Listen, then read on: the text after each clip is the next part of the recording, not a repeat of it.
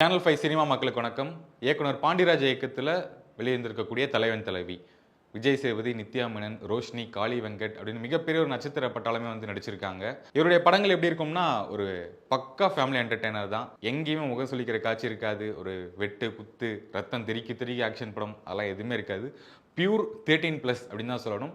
முழுக்க முழுக்க குடும்பங்கள் கொண்டாடும் படம் தான். இவருடைய கடந்த படங்கள்லாம் பார்க்கும்போது ஒரு ப்ராப்பரான கதை இருக்கும். ஸ்டார்டிங்லேருந்து எண்டிங் வரைக்கும் ஒரு நல்ல லீனியர் பேட்டர்னில் மூவ் பண்ணுவாங்க. சூர்யா அவர்களுடைய எதற்கும் துணிந்தவன் படம் பார்க்கும்போது கிளைமேக்ஸ் வந்து முன்னாடி ஹிண்ட் கொடுத்துட்டாரு. அதுக்குள்ளே பாஸ்ட்டுக்குள்ளே போயிட்டு கதை என்னென்னலாம் நகர்த்துறாரு அப்படிங்கிறது தான். இங்கேயும் வந்து அதுதான். கிளைமேக்ஸ் வந்து முன்னாடி சொல்லிட்டு அதுக்குள்ளே பாஸ்ட்டுக்குள்ளே போயிட்டு என்ன நடக்குது அப்படிங்கிற கதையை வந்து ஒரு நான்லீனியர் பேட்டர்னில் ஒரு முயற்சி பண்ணியிருக்காரு. நல்லா இருக்கு அப்படின்னு தான் சொல்லணும். ஏன்னா ஒரு கமர்ஷியல் படம், ஒரு ஃபேமிலி படத்தில் ஒரு நான்லீனியர் பேட்டர்ன் அப்படிங்கிறது ஒரு புது முயற்சி தான். அது பார்க்கவே நல்லா இருக்கு. ஒரு த்ரில்லர் ஆக்ஷன் படங்களை யூஸ் பண்ணுற பேட்டர்னை இங்கேயும் அப்ளை பண்ணியிருக்காரு. வெற்றி பெற்றிருக்காரு அப்படின்னு தான் சொல்லணும்.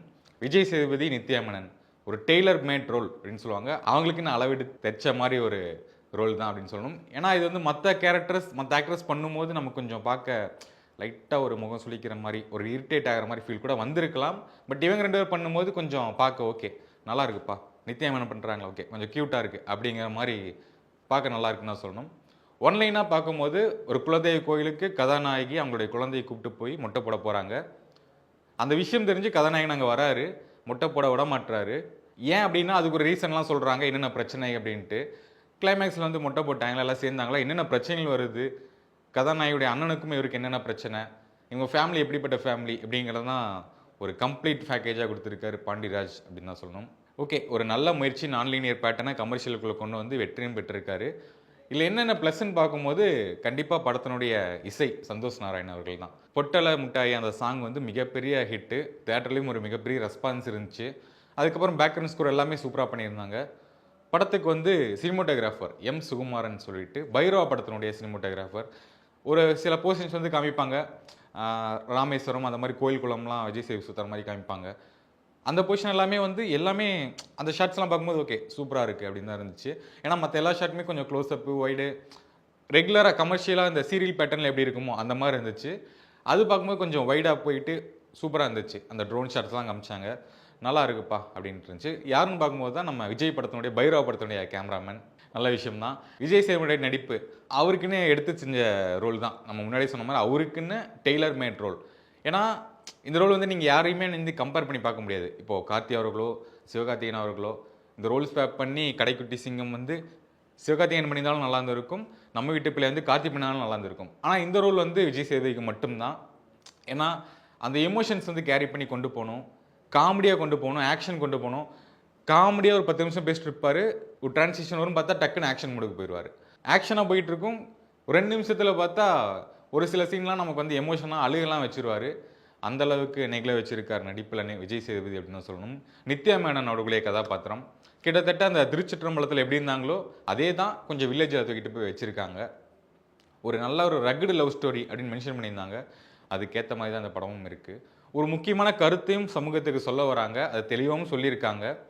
என்ன அப்படின்னா ஹஸ்பண்ட் ஒய்ஃப்குலாம் வந்து நிறைய பிரச்சனைகள் இருக்கும். அதை வந்து நம்ம எப்படி ஃபேஸ் பண்ணி எப்படி வெளியே வரோம் அப்படிங்கிறது தான். அதுக்கு வந்து விவாகரத்து வந்து ஒரு தீர்வு கிடையாது.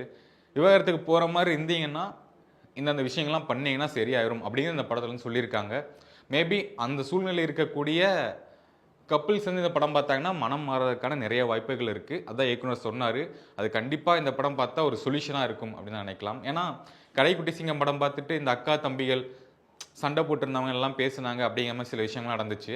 நம்ம வீட்டு பிள்ளை படம் பார்க்கும்போது அண்ணன் தங்கச்சி சென்டிமெண்ட் அங்கேயும் வந்து சில சீன்ஸ்லாம் ஒர்க் அவுட் ஆச்சு. சமூகத்திலையும் சில மாற்றங்கள்லாம் வந்துச்சு.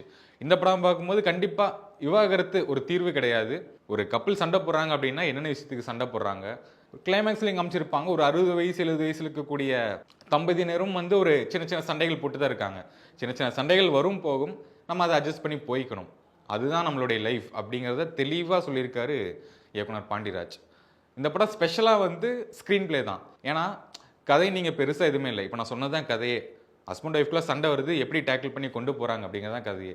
இதை வந்து ஒரு 2.5 மணி நேரம் படமாக எடுக்கணும். பார்க்குற மக்களுக்கு வந்து எங்கேயுமே போர் அடிக்கக்கூடாது, சுவாரஸ்யமாக இருக்கணும்.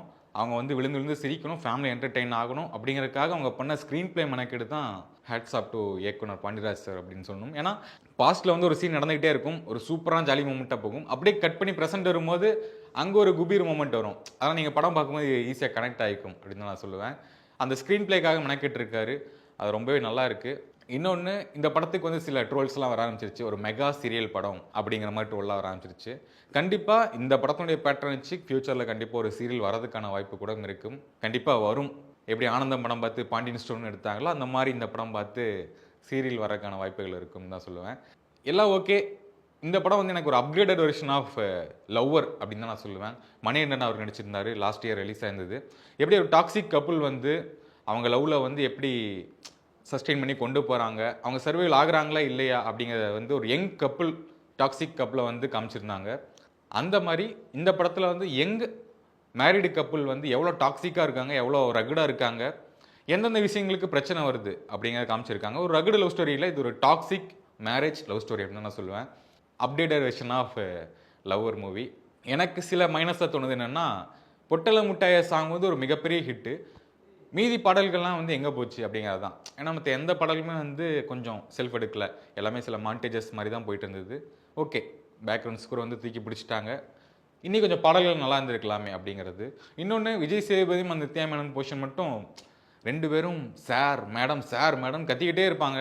அது பார்க்கும்போது கொஞ்சம் லைட்டாக இரிட்டேட் ஆச்சு.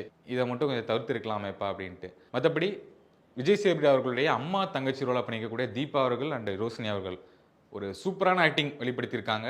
படத்தில் எல்லாத்தையுமே பார்க்கும்போது இவங்க மட்டும் தான் ஆக்ட் பண்ண மாதிரி இல்லை, ஒரு நேச்சுரலாக அந்த மாதிரி ஃபீல் ஆச்சு. விஜய் சேதுபதி, நித்யா மேனன், தீபா அண்ட் ரோஷினி ஒரு சூப்பரான ஆக்டிங் கொடுத்துருக்காங்க. இதுக்கப்புறம் ரோஷினி தீபா மேலே வந்து மிகப்பெரிய வெறுப்பு வரப்போகுது. ஏன்னா அந்தளவுக்கு சூப்பராக அந்த ரோல் வந்து ப்ளே பண்ணியிருக்காங்க. இந்த படம் வந்து கண்டிப்பாக ஃபேமிலியோட போய் பார்க்கலாம். குடும்பமாக வந்து தேட்டர் போயிட்டுருக்காங்க ஆல்ரெடி. இது ஒரு மெகா சீரியல் படம், கொஞ்சம் டாக்ஸிக்காக இருக்குது, கத்திகிட்டே இருக்காங்க. அந்த விமர்சனம் எல்லாமே ஓர வச்சுட்டு படத்தை தேட்டரில் பாருங்கள். படம் சூப்பராக இருக்குது. தொடர்ந்து சினிமா ரிவ்யூக்கள், சினிமா செய்திகள் வந்துகிட்டே இருக்கும். சேனல் 5 சினிமாவை ஃபாலோ பண்ணுங்கள், சப்போர்ட் பண்ணுங்கள். தேங்க்யூ ஃபார் வாட்சிங்.